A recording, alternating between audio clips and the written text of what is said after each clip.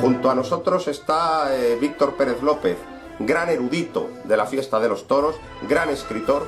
Yo creo que es la persona que más sabe de Rafael Guerra Guerrita y de la antigua Plaza de Toros de Madrid, y que desde luego es un placer tenerle hoy con nosotros. Muchas gracias, Domingo. Ya que estamos en esta librería, vamos a recomendar algunos libros que se pueden encontrar aquí. ¿Y qué libros nos aconsejas, Víctor? Yo diría dos clásicos, pero no por clásicos, uno muy conocido y otro muy poco conocido. El muy conocido es La tauromaquia moderna de don Federico Alcázar. Aunque pone el primer tomo, es el único tomo que se escribió. Efectivamente. Porque realmente vino la guerra civil y después, por motivos que desconozco, no se publicaron más libros. Pero este libro es una de esas pequeñas joyas que encontramos de los años 30, donde un escritor, yo creo que avanzado a su tiempo, nos explica lo que es el toreo de una forma magnífica. Hombre, Federico Alcázar fue el crítico del diario Madrid, y fue el único que se enteró de la trascendencia de la faena de Chicuela Corchaíta, porque ni siquiera Corrochano se enteró de la importancia de la faena. Con una crónica preciosa de yo, no sé cómo empezaba. Que se titula La primera faena moderna. Exacto. Dice: yo, Federico Alcázar, mayor de edad, natural de Albacete. Exacto. Magnífica crónica, sí. Y un magnífico libro que es digno de ser recomendado. ¿Y el otro? Y el otro es una rareza de Don Quijote. Se llama La primera fila. Es un libro pequeño. Del abuelo de José Carlos Arévalo. Correcto. Don Quijote tiene un libro muy conocido, que es un tocho inmenso de unas 1000 páginas, que se llama 5 lustros del toreo, que ese sí es muy conocido, o bastante conocido. Pero este, que es un libro que yo, cuando lo leí por primera vez, me enamoré de él. Me enamoré de él porque nos cuenta las formas diferentes de torear de 4 toreros de la época: Machaquito, Bombita, Pastor y Rafael el Gallo. Justo la primera fila anterior a Joselito y Belmonte. Exactamente. Y es la primera fila de aquella época. Y explica perfectamente, en muy poquitas palabras, cuáles son sus formas de torear. Y cada uno, las diferencias que hay entre un toreo y otro de estas 4 toreros. Estos señores es una joya, que la puede encontrar, seguramente en el único sitio donde la puede encontrar es la librería Rodríguez. Bueno, pues yo voy a recomendar otros 2 libros. Uno es todo un clásico de la literatura taurina y de la literatura costumbrista española, 20 toros de Martínez, de Luis Fernández Salcedo. Luis Fernández Salcedo pues fue un escritor muy prolífico, fue el ganadero sin ganadería, tenía que haber heredado la ganadería de los herederos de Vicente Martínez, pero la guerra civil hizo que su ganadería quedase aniquilada. Y digamos que la nostalgia la combatió pues escribiendo preciosos libros de toros. Aquí cuenta la historia de la ganadería de Martínez desde que se cruza una ganadería de origen Gijón colmenareña pues con toros de origen Ibarra, con el famoso toro Diano, y bueno, pues cuenta toda la historia de la ganadería a través de 20 toros, y es un gran libro. Y además también es un libro que cuenta un poco el cambio del toro antiguo al toro moderno, ¿no? Correcto. Y luego otro libro que quiero ofrecer, en realidad son dos tomos. Son 2 tomos, aquí está, es El toreo de Sánchez de Neira. Este es el primer antecedente del cosío. Bueno, digamos que el segundo antecedente. El primer antecedente sería la tauromaquia de Bedoya. Sí. El segundo es el toreo de Sánchez de Neira, que es un libro mucho más completo. Luego habría otro antecedente al cosío, que es la tauromaquia de Guerrita. Y por último estaría el cosío. Pues bueno, dentro del eslabón de tauromaquias completas, esta es absolutamente ineludible. Alcanza justo precisamente a la aparición de Guerrita, y sobre todo se centra pues en la época de la gran competencia del siglo XIX de Lagarto Quizascuelo. De hecho, Cosío siempre retoma y le cita permanentemente cuando habla de toreros del siglo XIX o de banderilleros, y este lo comenta Sánchez de Neira. Exactamente, permanentemente lo cita porque evidentemente es un gran referente. Y sobre todo esta primera edición, esta segunda edición, porque la primera es de 1879, por exacto, y esa es mucho más pobre. Esta es magnífica. Exacto. Esta es magnífica. La segunda edición, exacto.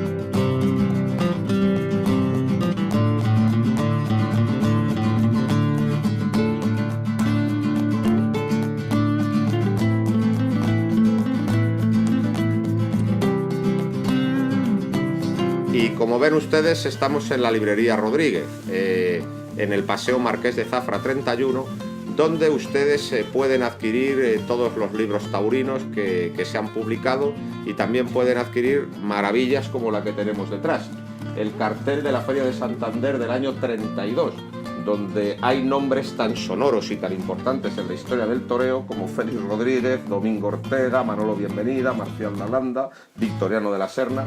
Pues el cartel es maravilloso, y además el cartel es de Carlos Ruano Llopis, y el libro que les voy a recomendar, el primer libro que les voy a recomendar es precisamente de Ruano Llopis. Es, vamos a ver, se lo enseño, Mi Tauromaquia. Es un libro pues de dibujos de Ruano Llopis, y es una auténtica maravilla porque Ruano Llopis es el antes y el después en el cartelismo taurino. Igual que Gregorio Corrochano, del que luego hablaré también, es el antes y después de la crítica taurina, Ruano Llopis es el antes y después del cartel de toros. Ruano Llopis, con estas composiciones, creó escuela, y durante muchísimos años toda la gente que pintaba carteles de toros lo pintaba siguiendo la estela de don Carlos Ruano Llopis.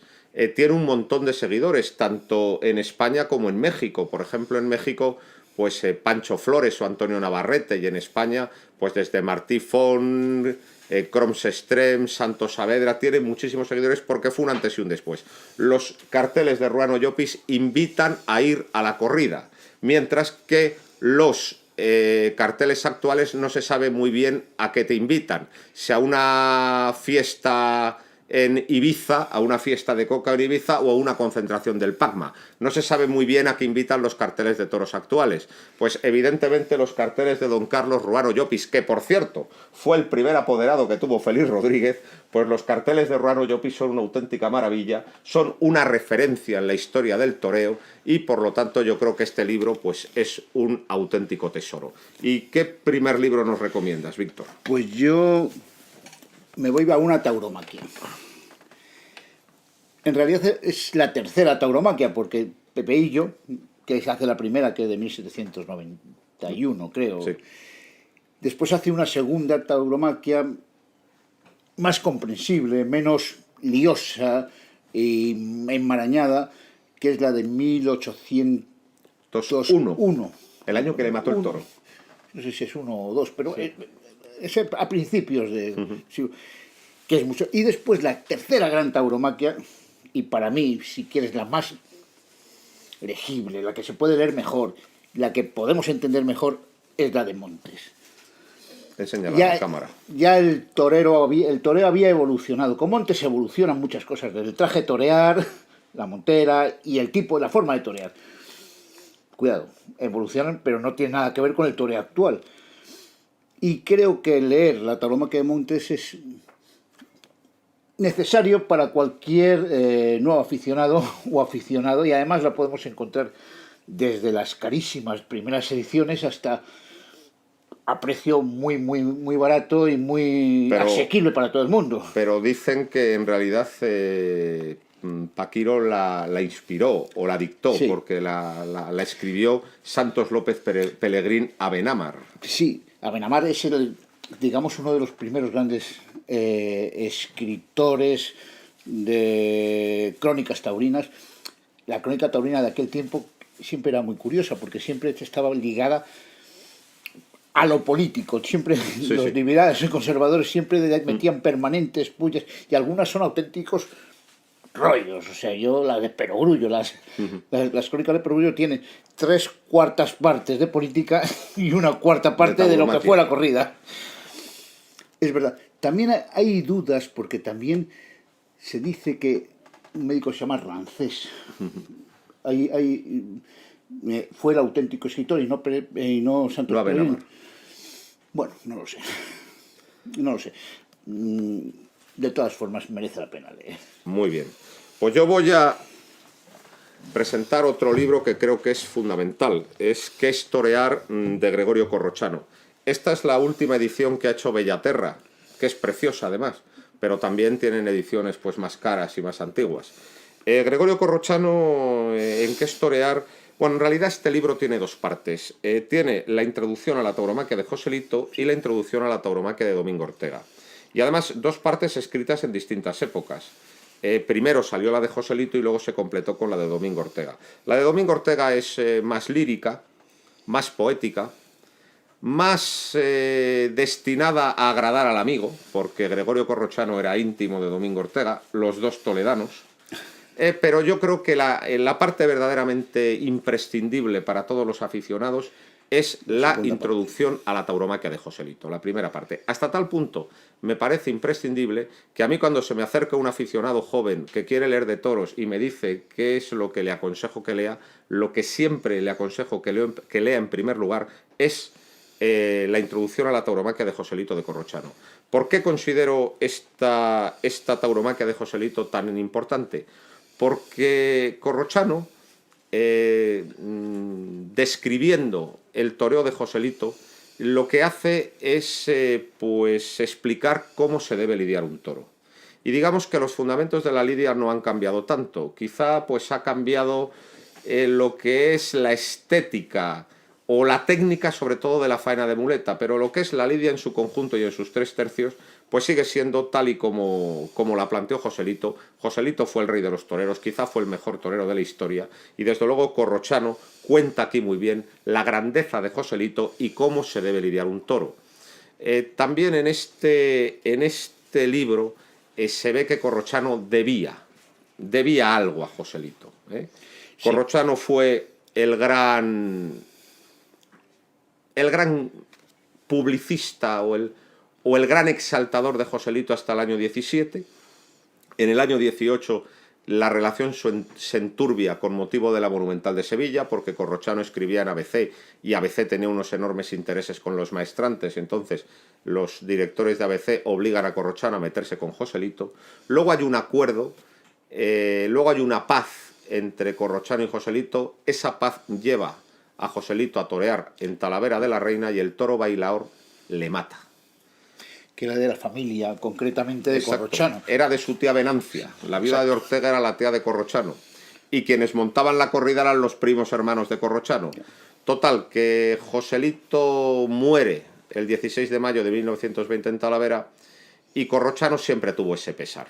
Siempre tuvo en el alma pues ese peso de toda su pelea con Joselito, por motivos que verdaderamente estaban muy por encima de él, pues por los intereses del periódico en el que escribía. Y luego también tuvo el pesar de que para satisfacerle a él, Joselito pues murió en una plaza que regentaba la familia de Corrochano y con toros de la familia de Corrochano. Entonces tenía ese pesar, y yo creo que ese pesar se concreta en un libro absolutamente maravilloso, en un libro imprescindible y en un libro que desde luego debe estar en la biblioteca de todos los buenos aficionados, porque Corrochano es el primer crítico moderno y también ha hecho escuela.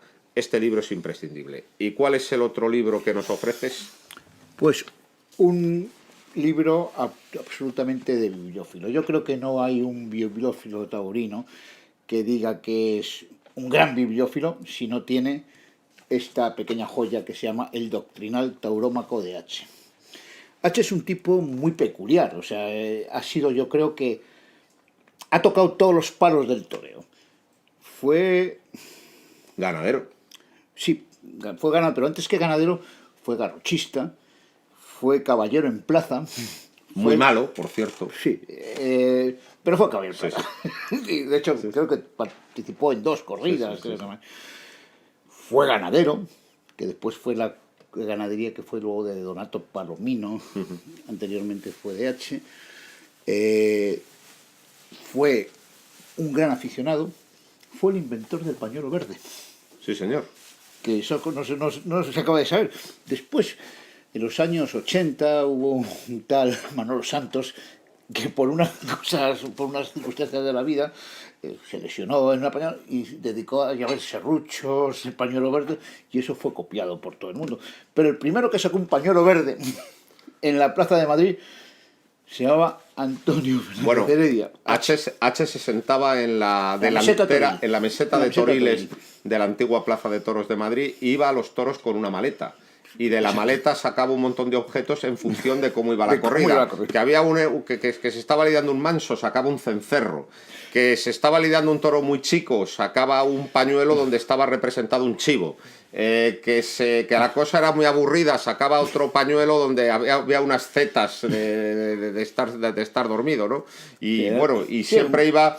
Y era sobre todo un aficionado muy exigente y absolutamente insatisfecho, ¿no? Siempre insatisfecho.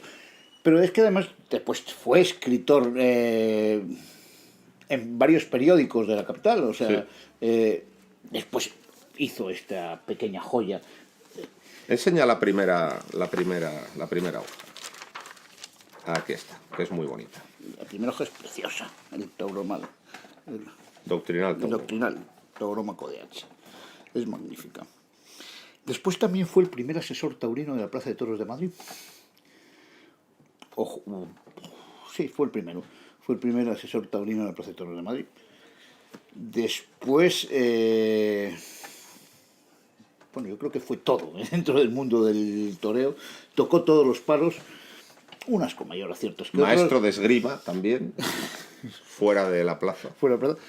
Oye, que le venía muy bien, porque como se estaba metiendo todo el mundo, pues era muy bueno saber tirar de florete, por si acaso.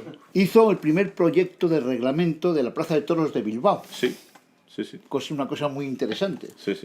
O sea, de 1905, creo.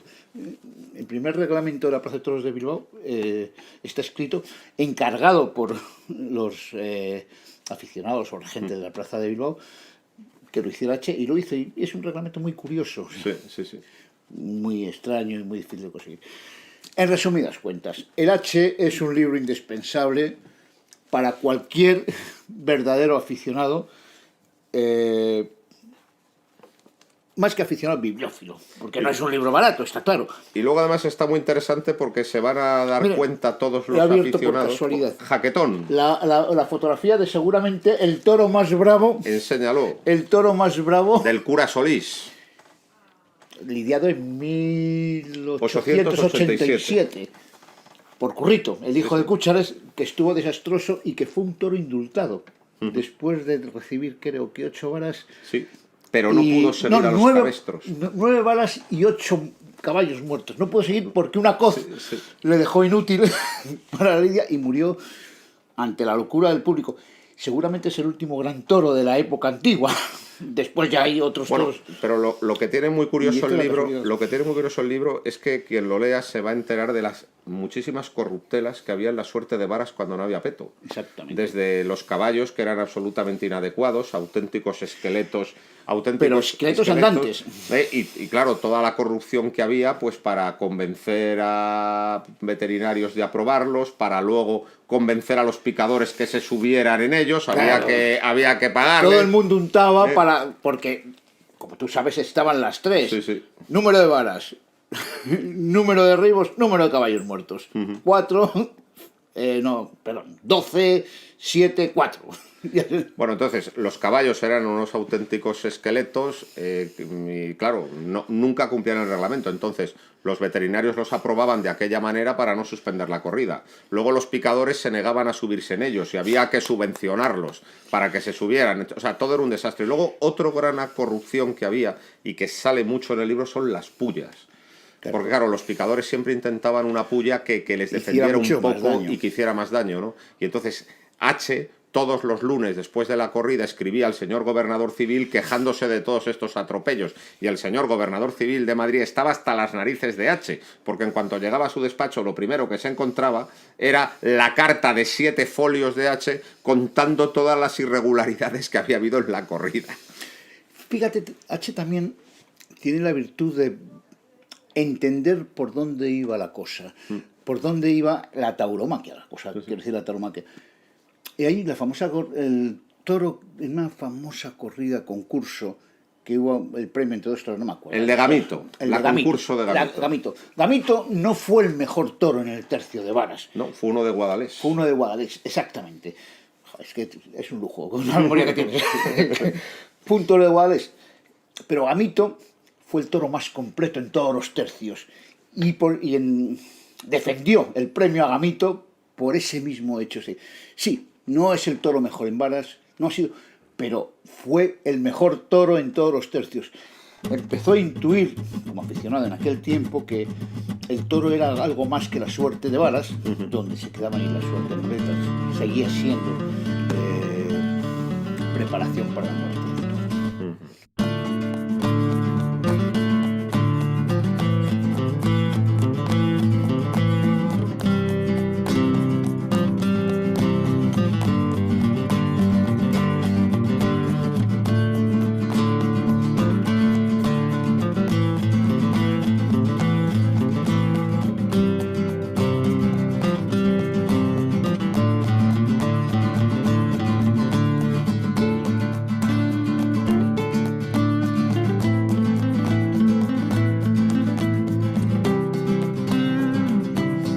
Estamos también otra semana más en el Paseo Marqués de Zafra 31, en la librería Rodríguez, donde ustedes pueden encontrar todos los libros de toros que les interesan, porque desde luego es la mejor librería taurina del mundo. Y como hacemos todas las semanas, vamos a recomendar unos cuantos libros. ¿Qué libros nos recomiendas, Víctor, en primer lugar? Pues en primer lugar iba a recomendar un libro curioso de José Campos Cañizares, se llama Toreo Clásico Contemporáneo.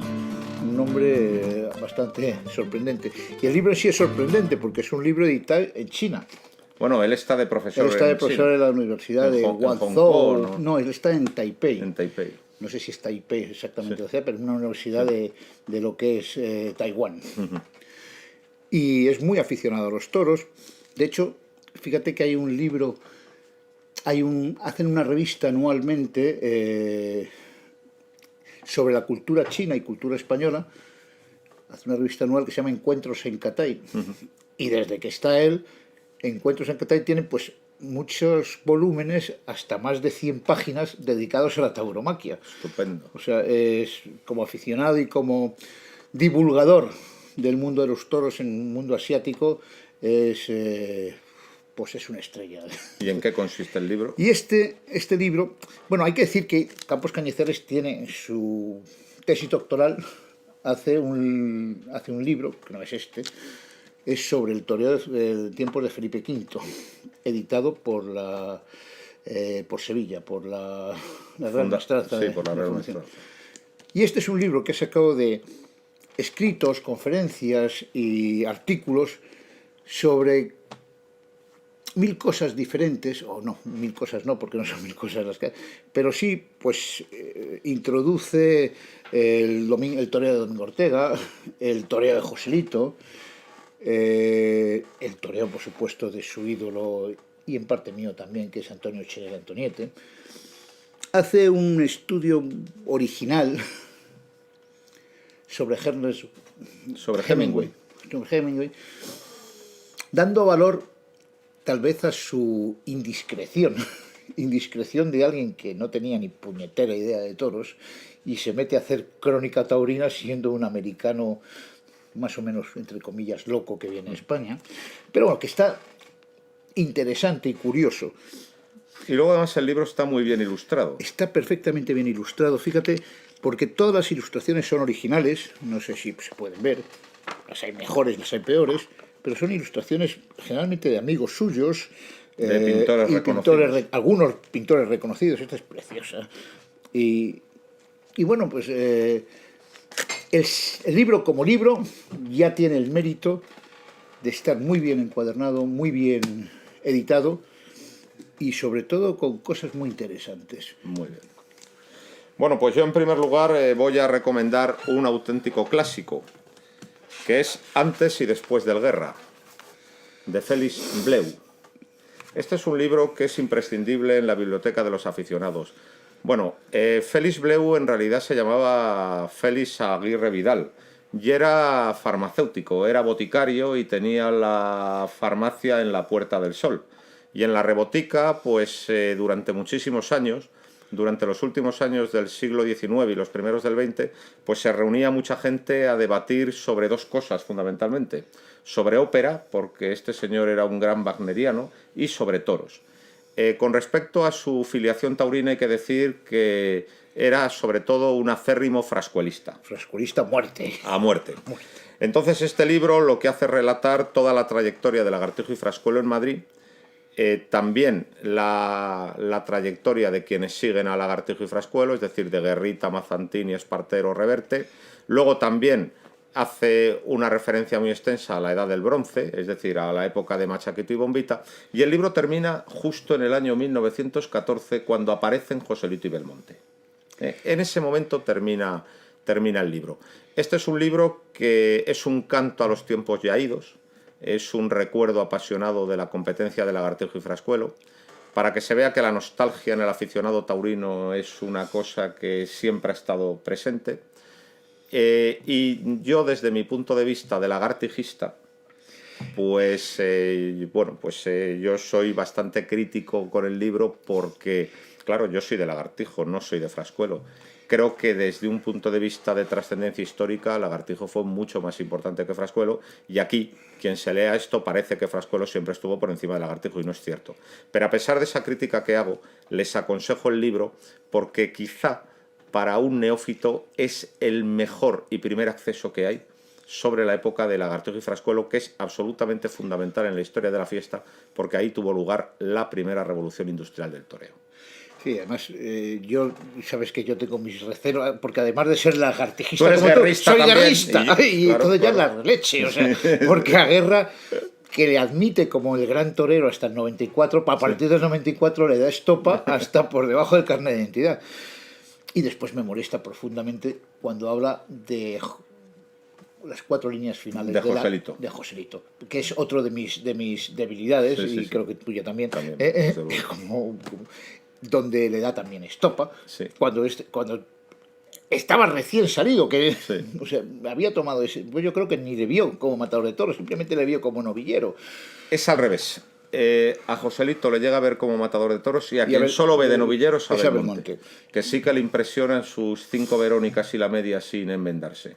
Entonces es un libro muy parcial, porque está escrito por un frascuelista, pero muy importante, muy importante para leer. O sea, digamos que tiene un enorme recelo pues ante los toreros largos, que es justo pues la cadena que ocupan Lagartijo, Guerrita y Joselito. Pero a pesar de ese defecto que desde luego tiene el libro, pues es un libro muy importante, porque quizás es la mejor recopilación que se ha hecho de aquellos años. Y es indispensable para un buen aficionado leer el Breu. Desde luego. ¿Y qué otro libro recomiendas? Yo. Sí, mejor. Bueno, pues yo voy a recomendar Vida y tragedia de Manolete, de Filiberto Mira. Bueno, pues este libro lo editó Filiberto Mira, bueno, en realidad lo editó la revista Taurina Aplausos en el año 1983. ¿Y por qué recomiendo el libro El Manolete de Filiberto Mira? Porque es el mejor libro que se ha escrito sobre la vida de Manolete. Sí que es cierto que el estilo de Filiberto Mira pues a veces es demasiado ditirámbico, demasiado barroco. Digamos que no tiene una prosa no tiene una prosa limpia, por así decir. Tiende demasiado al barroquismo y a la exageración. Pero también es cierto que este libro tiene varias cosas muy importantes. Primero, todo el resumen estadístico del final. Es lo mejor que hay en ese sentido de Manolete. Está todas las corridas que torea Manolete, todas las plazas, todos los compañeros, todas las ganaderías, y creo que ese resumen estadístico es muy importante, porque desde luego Manolete es el primer torero moderno y solo tienen su importancia en la historia del toreo actual Joselito y Belmonte. Entonces el resumen estadístico está muy bien. Y luego otra parte que es muy importante en este libro son las entrevistas, porque Filiberto Mira entrevista a todos sus compañeros. A los compañeros de la anteguerra, pues Marcial Lalanda, Domingo Ortega, a sus contemporáneos, Pepe Luis Vázquez, Luis Miguel Dominguín, y a todos los mexicanos, desde Silverio, Calesero. Entonces las entrevistas son magníficas, y luego también hay un enorme esfuerzo por clarificar los sucesos de Linares, donde hablan también muchas personas implicadas. Por tanto, yo creo que a quien le interese la figura de Manolete es un libro absolutamente imprescindible, porque desde luego como libro testimonio es un gran libro. Hay otras biografías de Manolete, quizá no son tan completas como esta. Sí que es cierto que en otros libros se ha desentrañado mejor lo que ha supuesto Manolete en el toreo, pero desde luego como trayectoria vital y desde luego como recopilación de datos, este es el mejor libro que hay sobre Manolete, sin lugar a dudas. Y yo por último, y lo he dejado por último, porque yo voy a recomendar encarecidamente a cualquier buen aficionado un libro de Domingo Delgado de la Cámara. Es el último que ha hecho, que se llama Entre Marte y Venus. El título es muy curioso, dicen Marte y Venus. ¿Qué significa? Pues el toreo, ese toreo de guerra, que empieza con el toreo de guerra de Lagartija y Frascuelo, y Venus es el toreo de clase de arte que se eleva después de Joselito. Y hace una trayectoria magnífica. En pocas palabras lo pueden encontrar absolutamente todo lo que ha sido desde los tiempos de Lagartija y Frascuelo casi hasta nuestros días. Y eso es el valor añadido que tienen, que con un lenguaje propio, pero exacto de los acontecimientos que han ocurrido en cada momento, Domingo Delgado de la Cámara nos regala toda una historia del toreo desde Marte hasta Venus. Pues muchas gracias. Ya lo mereces.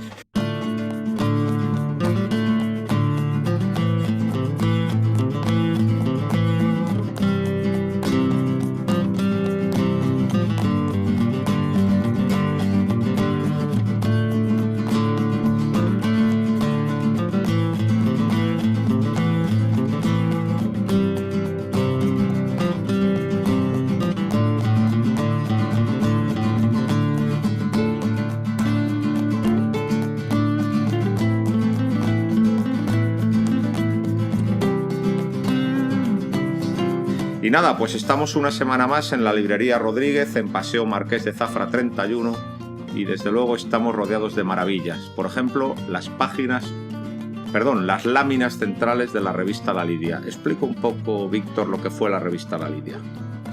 En su tiempo fue un bombazo porque fue la primera revista ilustrada con láminas, además por prestigiosos, sobre todo por Daniel Perea, por supuesto, pero hay más de Chávez también.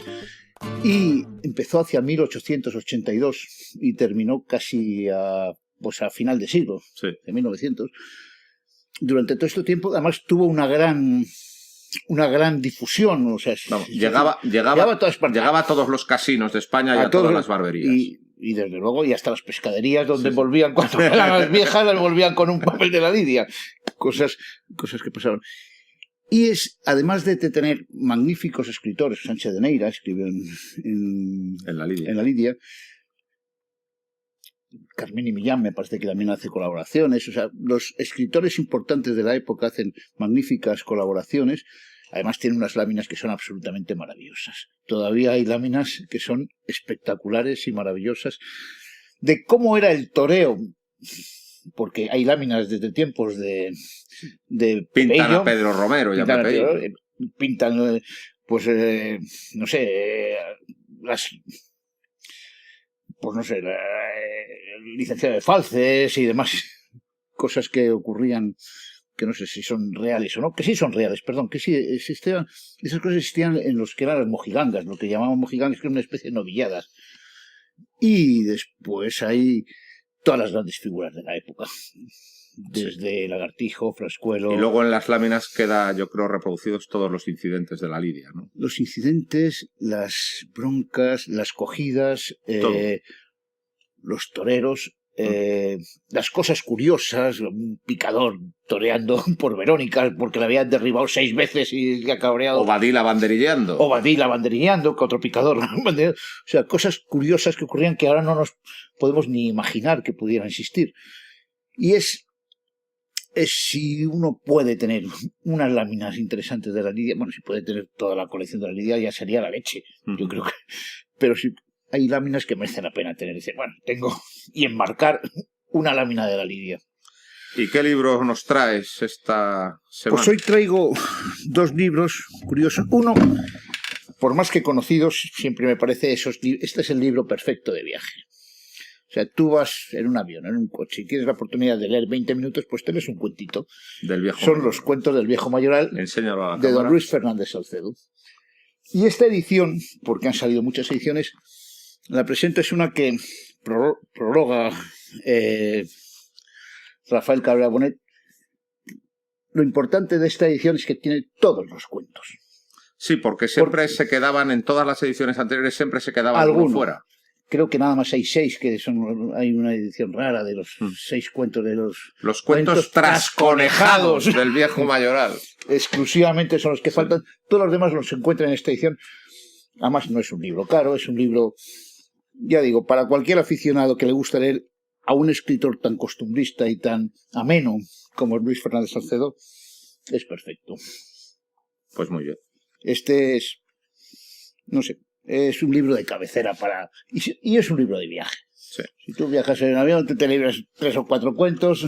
El viejo mayoral era Saturnino Jerez, que fue el mayoral que estaba en la ganadería de Martínez y con el que en su juventud tuvo mucha relación Fernández Salcedo. Vamos, todo lo pone en su boca. Todo lo pone en su boca, sí. Sí, sí. Bueno, pues yo voy a presentar, en primer lugar, Los toros del recuerdo, de Adolfo Rodríguez Montesinos. Bueno, Adolfo Rodríguez Montesinos es un veterinario que es un auténtico experto en el toro de lidia y todos los libros que ha publicado pues han tenido una gran acogida entre los aficionados al toro. Hay uno sobre las capas y las pintas del toro de lidia, que es muy completo, otro sobre el encaste de Santa Coloma, otro sobre prototipos raciales del toro de lidia, otro sobre el toro de lidia en Castilla y León. Y el más reciente es este, que es muy bonito porque habla pues de las castas más exóticas y de las castas, vamos a decir, más minoritarias dentro de la Cabaña Brava. Pues habla de Cabrera, de los Miura, de los Gallardo, los Pablo Romero, de la casta vazqueña, de la casta navarra, ¿no? Por eso lo llama Los toros del recuerdo. Es una belleza, todas las fotos están ilustradas a color y desde luego pues es una lectura pues muy agradable para el buen aficionado. El señor Adolfo Rodríguez, desde luego, ha hecho una contribución a la cultura de Lidia, ha hecho una contribución a la cultura del toro de lidia bastante importante. ¿Y qué nos traes más? Y además, hablando de este, las fotos son magníficas, sí. Y cuando se habla muchas veces de pelajes, cuando se habla muchas veces de... Fotos de Pablo Romero. Claro, te lo explica tan perfectamente bien que sí. Merece la pena, aunque nada más sea por sí. Como digo, la fotito. Sí, aunque nada más sea por la fotito, merece la pena. Sí, sí, es un libro muy bonito. Pues yo traigo otro libro que es probablemente la mejor biografía que se ha hecho de Paquiro. De Francisco Monterreina. Francisco Montes. La hace Guillermo Boto Arnau, se llama Paquiro ante la historia o biografía de Francisco Montes. Es la mejor biografía sin duda que se ha hecho de este autor, de este torero. Y yo tengo un cariño especial a este libro porque descubrí una cosa casualmente, o sea, los que hemos, a lo mejor es para gente muy iniciados, pero bueno, los que leemos las tauromaquias, y cuando leí la tauromaquia de Montes siempre me quedo sorprendido. ¿Quién es ese señor zaonero? Hay una forma de picar según el señor zaonero y que nadie conoce quién fue. Pues este señor me lo descubrió y descubrió que hubo una carta en el Correo en 1830 que un tal Joaquín Zaonero describía una forma adecuada y perfecta para picar sin que hubiera tantas desgracias de caballos. Uh-huh. Que luego Montes, no Montes, sino quien hizo la biografía de Montes, ahí siempre hay dudas entre Santos Peregrina Benamar y Rangel, me parece. Rangel. Según parece, Diego Ruiz Morales creo que ha demostrado con papeles que fue Rangel el que la escribió, pero bueno, yo tampoco voy a desmentir a muchos expertos. El caso es que luego descubrimos que el señor Zaonero era un escritor costumbrista salmantino. Que tiene una calle en Salamanca. Exactamente. Y que nadie sabía quién era ese señor Zaonero. Pues bueno, el señor Zaonero es un escritor costumbrista del salmantino que escribió una carta al Correo en 1830 y que la incorporó. Los que hicieron, se incorporó en la tauromaquia de Montes dicha carta, como una suerte nueva de picar. Bueno, pues muy bien. Pues yo para terminar, Anales de la Plaza de Toros de Madrid, escrito por Víctor Pérez López. Yo creo que este es un libro imprescindible para los aficionados. ¿Por qué? Porque aquí están, por orden, todas las corridas que tuvieron lugar en la Plaza de Toros que se llamó de la Carretera de Aragón, es decir, la Plaza de Toros, que estaba donde actualmente está el Palacio de los Deportes, horrendo edificio, y que tuvo vida pues desde el año 1874 hasta el año 1934. Pues aquí quedan censados en los distintos tomos pues toda la vida de la Plaza Vieja y todas sus corridas. Claro, es muy interesante. ¿Por qué? Porque la Plaza Vieja asiste a la segunda parte de la rivalidad de Lagartijo y Frascuelo. Es la plaza donde se desarrolla la relación de Joselito y Belmonte. Es la plaza también testigo de la Edad de Plata, prácticamente hasta su final. Por lo tanto, en la Plaza de Toros Antigua de Madrid pues tuvieron lugar hechos tan trascendentales en la historia del toreo como la faena de Chicuela Corchaíto, como la faena de Belmonte a Barbero, como los 7 toros de Martínez de Joselito el Gallo. Pues todo está aquí registrado, y además está registrado con un detenimiento y una exhaustividad totalmente admirables. Además está muy bien ilustrado. Por ejemplo, aquí dentro tienen ustedes el cartel del debut de novillero de Joselito en Madrid, también el de Belmonte. ¿Y el de Belmonte? Por hacer referencia a 2 carteles que están aquí dentro, ¿no? Y yo creo que este es un libro pues absolutamente imprescindible para el buen aficionado. Muchas gracias. De nada.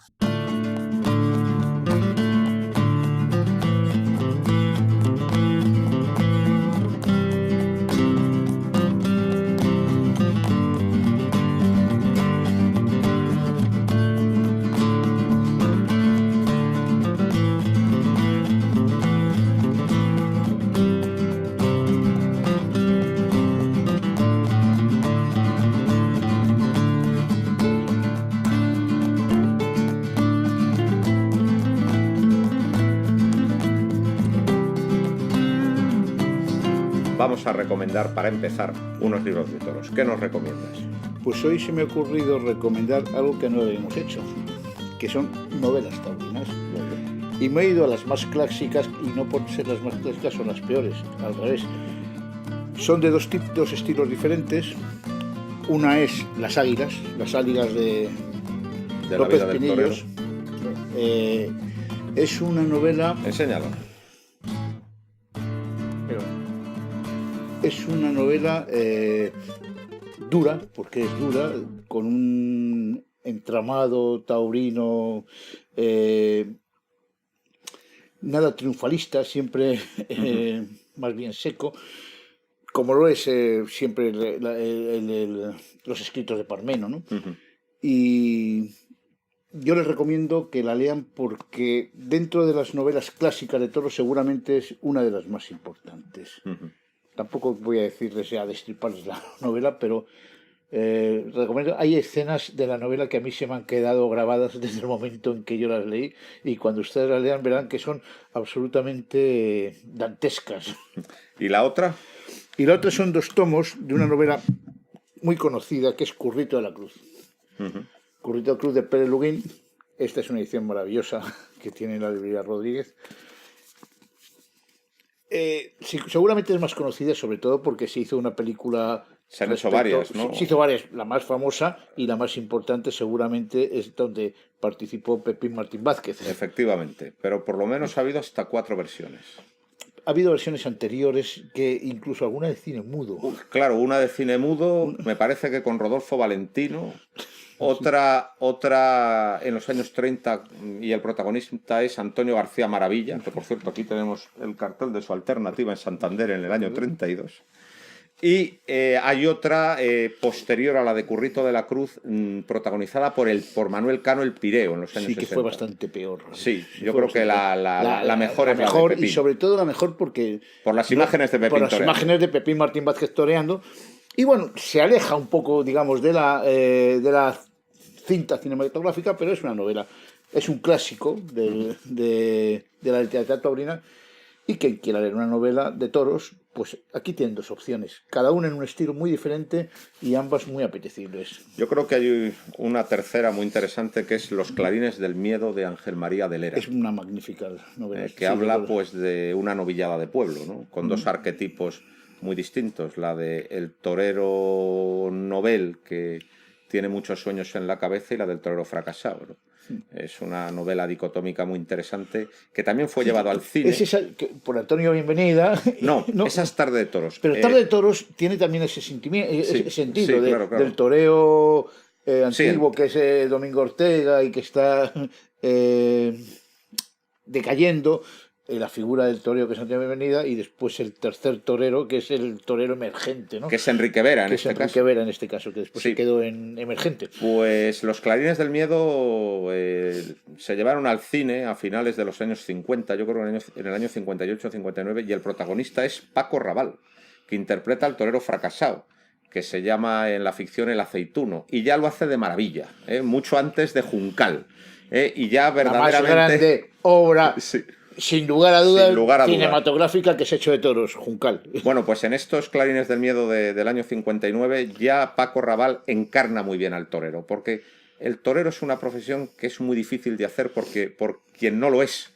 Y desde luego Paco Raval se mete en la piel del torero y lo hace muy bien, pero sobre todo que la novela Los Clarines del Miedo es una novela realista, propia del realismo de los años 50, que creo que es muy interesante también. Hay otras novelas también, Sangre y Arena, que... Pero la más tópica. La más tópica, escrita por alguien que no le gustaban los toros, como Blasco Ibáñez. Bueno, ¿no? Es muy curioso, porque Blasco Ibáñez escribió Sangre y Arena pensando en un alegato contra la fiesta de los toros. Lo que pasa, y esto les pasa muchas veces a los escritores, es que el libro se te va de las manos. Sí, y se le fue de las manos. Lo que estaba planteado como un alegato antitaurino resulta que termina siendo un triángulo amoroso infernal entre Juan Gallardo, su novia de toda la vida, y la mujer fatal. Sí. Y entonces se le va de la mano, y de lo que habla sobre todo pues es de las pasiones humanas, ¿no? Sí. Y luego lo que de verdad hará que Blasco Ibáñez se remueva en la tumba es que él quiso hacer una novela antitaurina y siempre es como recordada como la novela de los toros. Sí. No, y después hay otros novelistas curiosos, como Antonio Hoyos, que era un torero, un marqués anarquista de los años 10, 20, que era de alguna forma el Corín Tellado de la época. Cada semana sacaba una novela, novelas cortas de 20 páginas, de las cuales el 30% eran con trasfondo taurino, o sea, salió por la Puerta Grande, o Hoy torea Belmonte, hay muchas, por recordar algunas que ahora recuerdo, de Hoyos. Y era un tipo curioso porque, además de anarquista, era homosexual y fue maltratado hasta el infinito por los anarquistas. Le pegaban los propios anarquistas. Le pegaban y le violaban y todas las cosas del mundo, y se aprovechaban de su palacio, que para eso era el marqués, y creía que debía ser de todos, y bueno, pues pobre hombre, lo vivió mal en todas las épocas. Esto fue un anticipo de Viridiana, entonces. Más o menos. Bien. Y yo también voy a presentar 2 libros de toros, y el primero es Tauromagia, de Guillermo Sureda. Yo creo que este es un libro que no puede faltar en la biblioteca de cualquier buen aficionado. Entre los 4 o 5 libros de cabecera de cualquier buen aficionado tiene que estar este, sin lugar a dudas. Sí.